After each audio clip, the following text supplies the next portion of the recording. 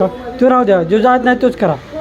हां बस हां, ह्याच्यावरती नाही जात, सोडा करावरती.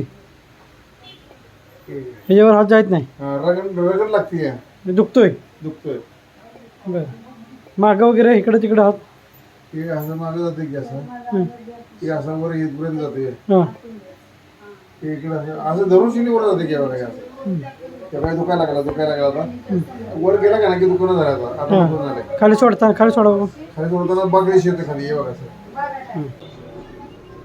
जातो का आता व्यवस्थित? जाते.